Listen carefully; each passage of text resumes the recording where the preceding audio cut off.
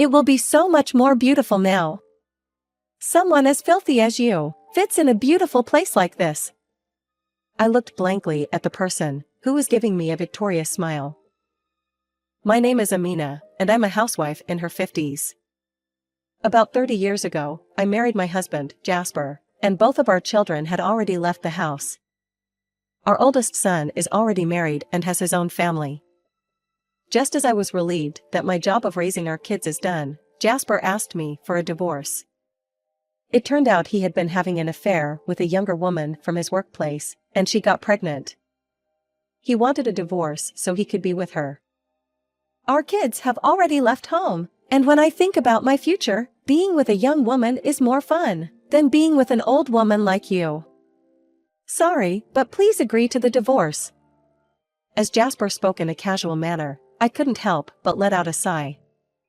Jasper was always the type to take the easy way out and be easily influenced by others. He doesn't think ahead, and he would try to get through the situation even by lying, or he would run away from troublesome things and try to impose them on someone else. Indeed, he made me take care of our children most of the time, yet he would boast about how involved he was in parenting when he was with people. Because of this, I was always treated as the bad one by my in-laws. When our children were young, and we visited Jasper's parents, he would say, "Listen, she doesn't do anything at home, you know. The house is always a mess, and the cooking is sloppy. So, I have to clean up when I come back from work, and I even have to make breakfast in the mornings. That's why I'm worried about our kids' upbringing." Jasper deliberately told his mother like that, and she took it seriously. It's unacceptable for a wife who is supposed to take care of everything at home to make her hardworking husband do housework when he comes back from work. Jasper works so diligently, so please don't make him do household chores. When they were small and things were hectic, there were times when the house was not always tidy, and sometimes we only had toasts for breakfast indeed. However, Jasper never once helped with the cleaning, and of course, he never prepared breakfast either. In fact, we were both working full-time jobs, and equally tired. But even if I tried explaining that to my mother-in-law, she would retort, "Jasper would never lie. You're just trying to shift everything onto him and have fun yourself. You're a bad wife." In the end, I would always end up being attacked by my mother-in-law. When I got home and complained to Jasper, he responded nonchalantly, "What's the big deal about that? We only meet occasionally, and Mom will be happy if she thinks I'm doing fine. You just need to tolerate it a little. Besides, it's true that you're a bit careless about cleaning and cooking." He said it without caring much, and showed no sign of reflection. As the children grew, we gradually became distant from his parents.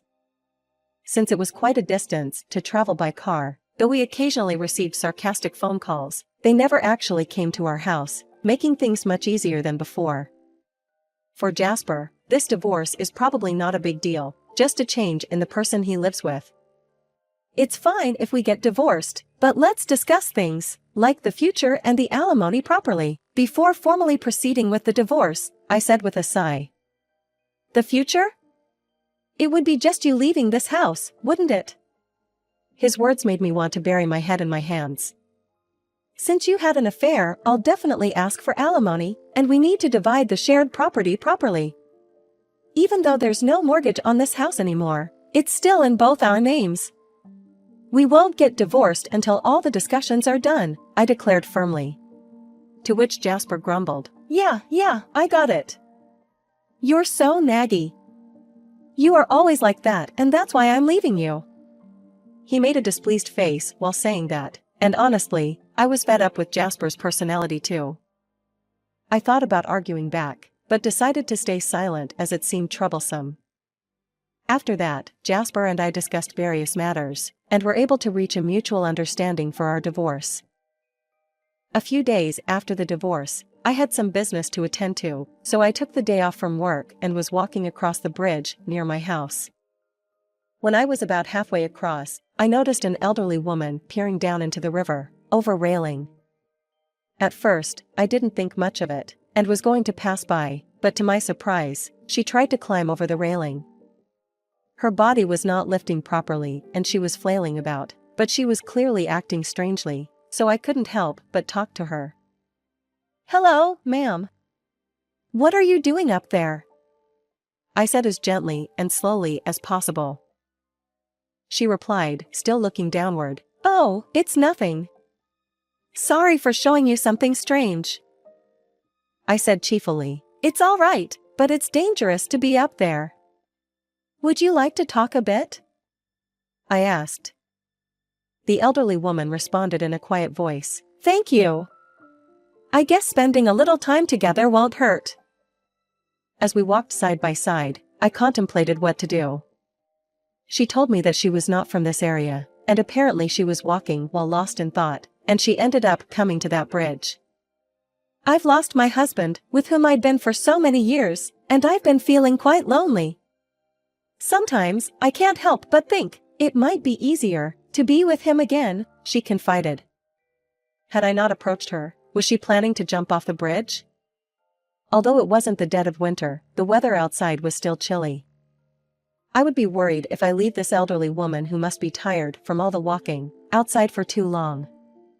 Additionally, her face looked somewhat familiar, as if I knew her from somewhere. Feeling guilty about just walking away, I suggested, "My home is nearby.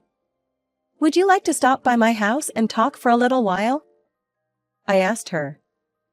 She seemed taken aback for a moment, but then smiled and said, "Is that all right? I'm so happy. I didn't expect to be treated so kindly."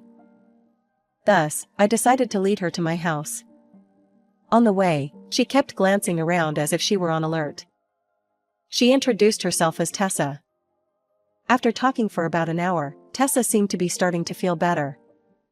"It's been a long time since I've talked to someone, for such a long time. I had a great time, thank you," she said, and left with a smile. She was calling a taxi on her phone, so I'm sure she'll get home safely. "Next time, I'll give you a special thank you," Tessa said with an oddly meaningful smile. I just said, "Don't worry about that, I hope I'll see you again somewhere." And the next day came. As I was heading home, I heard some commotion coming from my house. I thought there might be some construction work going on, but as I got closer to the house, I was shocked to see a bulldozer demolishing it. The roof and part of the walls were already destroyed, and I could see the furniture and appliances inside. The things inside the house are probably no longer usable. The bulldozer was being operated by an unfamiliar elderly man, but standing in front of the gate was none other than Tessa from yesterday.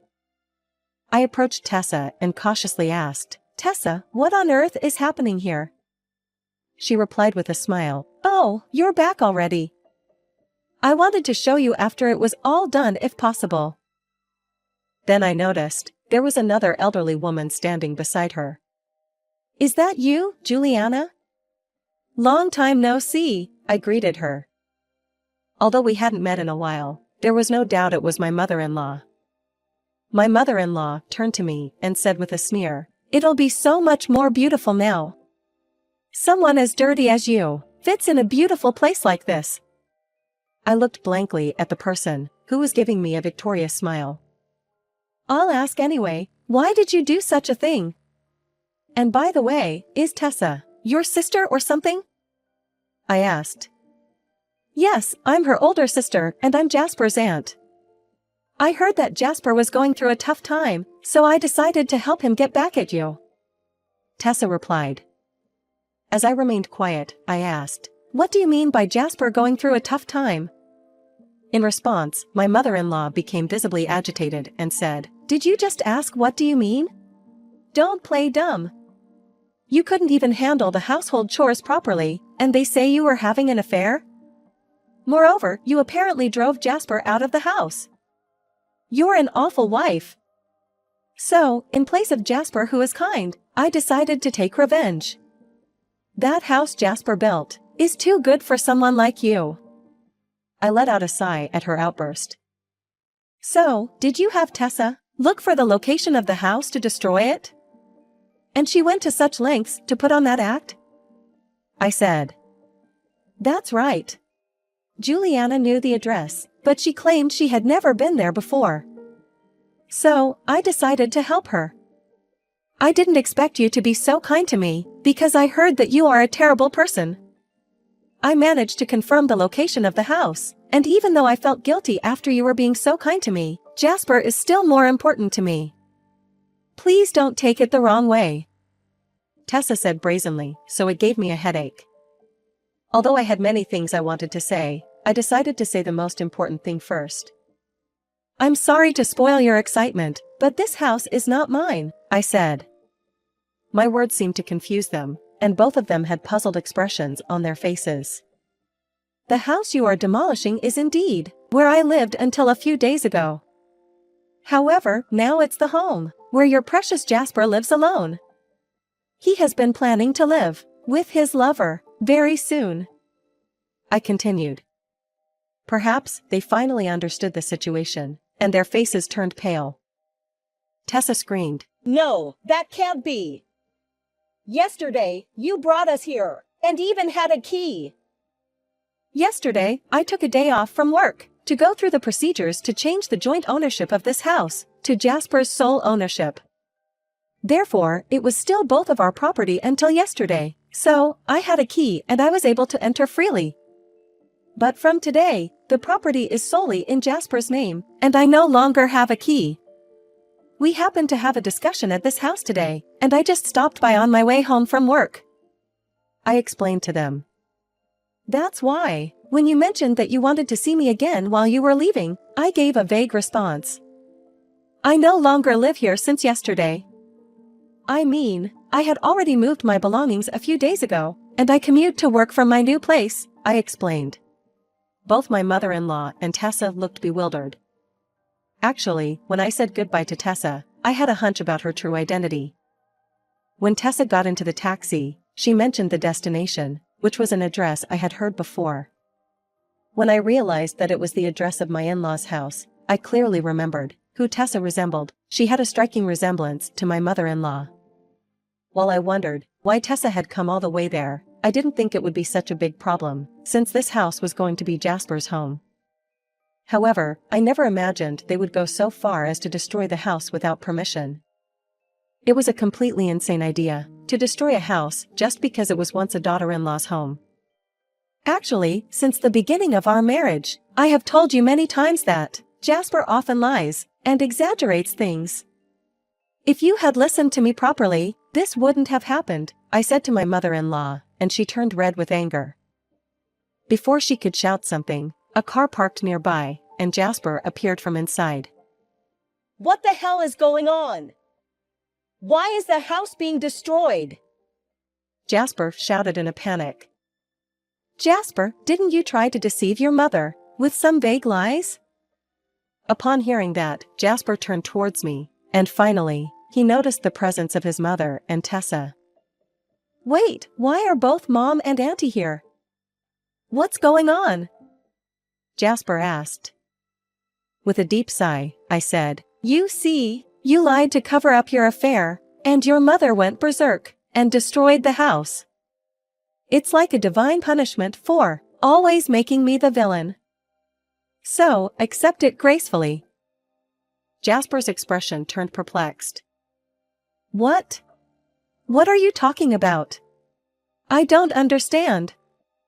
More importantly, what are we going to do about the house? Did Mom and Auntie do this? As my mother-in-law heard his words, her shoulders trembled. No, that's not true, Jasper. It was Amina who... She tried to explain. But Tessa interrupted her. Hold on, Juliana. That's not what you told me. I helped you because you told me that Amina was a bad woman. What are you going to do now? She started blaming her. As the argument between my mother-in-law and Tessa began, Jasper turned to me and pleaded, Come on, Amina, let's give it another try, shall we? We built that house together, didn't we? If we're together, we can build another one, right? Besides, you won't be able to find somebody to marry, will you? I scoffed at his words and retorted, What nonsense are you spouting? Why would I get back together with someone who lies and runs away from his problems, and whose mother does things like this? Just try your best to find a place to live, okay? The furniture and appliances inside are probably unusable by now. Why don't you ask your mother to take responsibility and live at their house for a while? In response to my cold remark, Jasper burst into tears. I don't even have a house anymore. What am I supposed to do? Amina, please help me. You and I are on the same side, aren't we? He pleaded with me, almost kneeling, but I responded coldly. You have lied and deceived so many times that now it's coming back to bite you. Besides, the divorce papers have already been submitted, and you and I are no longer together, so I have no obligation to help you.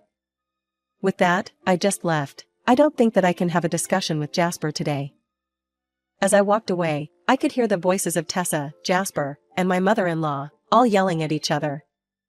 Perhaps due to the commotion, the bulldozer had stopped moving. Half-demolished house might be better than completely destroyed house, I thought.